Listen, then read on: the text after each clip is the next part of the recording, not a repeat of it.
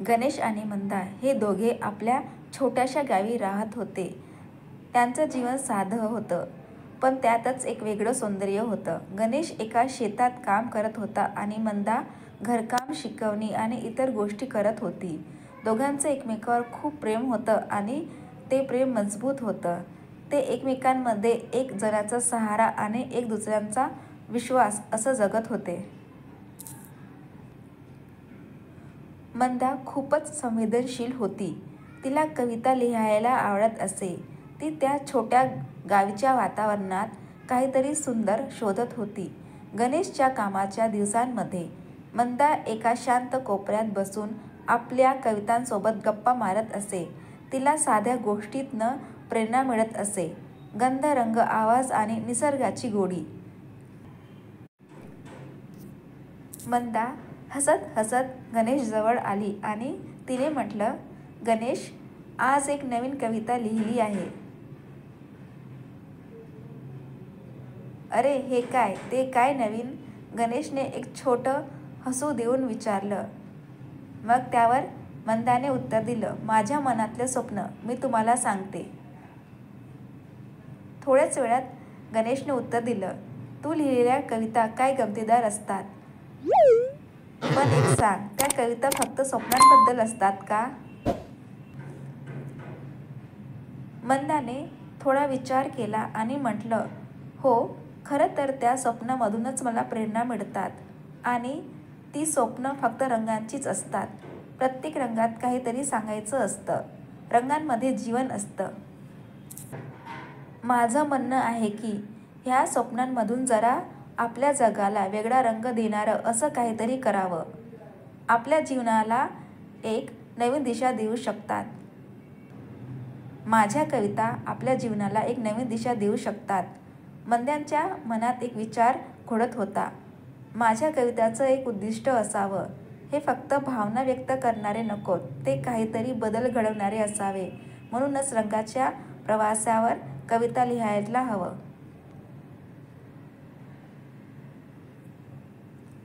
त्या रात्री मंदा गोड गोड विचार करत झोपली आणि तिच्या मनाच्या कोपऱ्यातून एक नवीन कविता जन्माला येण्याच्या तयारीत होती. दुसऱ्या दिवशी मंदा शेतावर गेली. गणेश त्याच्या कामात मग्न होता. मंदा शेताच्या काठावर बसून आपली कविता पुन्हा एकदा वाचत होती. तिच्या मनातले शब्द, ते रंग आणि त्यातली गोडी सर्व तिच्या समोर उभी राहिली. तिने कवितेचा शेवट लिहिला. रंगाच्या वाऱ्यामध्ये, हसऱ्या स्वप्नाच्या छायेत, आकाशाच्या गंधात गुंफलेले जीवन नवा श्वास घेत. अशा रंगाचं गाणं, जिथे शब्द थांबतात, तिथे रंग गप्प बोलतात आणि स्वप्न उघडतात. हे शब्द एकदम तिच्या मनाशी जुळले. तिला वाटलं की हे शब्द फक्त तिच्या कवितेसाठीच नाही, तर आपल्या जीवनासाठीही योग्य आहेत. तिला ती कल्पना पक्की झाली.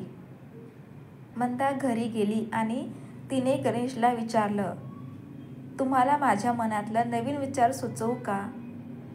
मग गणेशने हळूच विचारलं, तू काय बोलणार आहेस? बोल लवकर.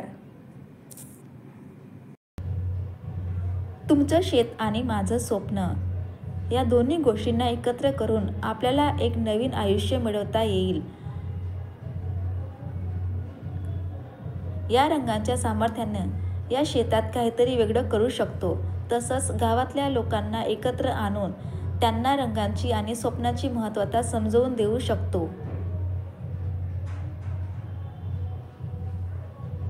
गणेशच्या डोक्यात काहीतरी विचार आले, पण तो मंदाच्या आशावादी दृष्टिकोनाला घडवून आणण्याचा विचार करत होता. हो, आपण असंच काहीतरी वेगळं करायचं, असं गणेशने उत्तर दिलं. गणेश आणि मंदा या दोघांनी मिळून रंगांचं नवीन आंदोलन सुरू करायचं ठरवलं.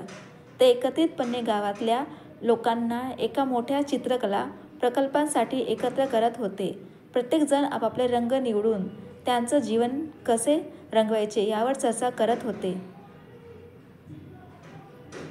गणेश आणि मंद्याच्या प्रेरणेमुळे शेतातील कामं अधिक जोशात सुरू झालं. आता लोकांना फक्त शेतकाम नाही, तर त्यांच्या जीवनाचा सुंदर रंग देखील दिसायला लागला.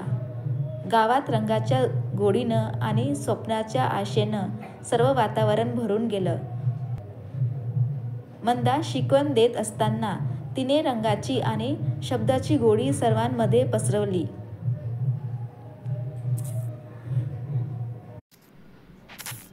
एक दिवस गावात एक मोठं रंगकाम आणि कविता सजवण्याचं आयोजन झालं. त्या कार्यक्रमात प्रत्येकाने रंग आणि शब्द आणि विचार यांचा आदानप्रदान केलं. गणेश आणि मंदा हे दोघं आनंदाने त्यांचं जीवन अधिक सुंदर आणि रंगबिरंगी बनवताना सर्वांना एक वेगळा संदेश देत होते. आपल्या जीवनाला सजवण्याची कला आपल्या हाती असते. हे सर्व पाहून मंदाने एक नवीन आणि वेगळी कविता लिहिली, जी संपूर्ण गावी समजवली. कवितेचे काही शब्द असे आहेत. आकाशात वळण घेत जाऊन रंगाच्या सागरात बुडून स्वप्न अशीच रंगवली, जिच्यात नाही मर्यादा कुठे, किंवा रंगाचे शब्द असोत किंवा विचाराची धारा, आपल्याला हातात आहे तेच रंगवण्याची नवीन दिशा.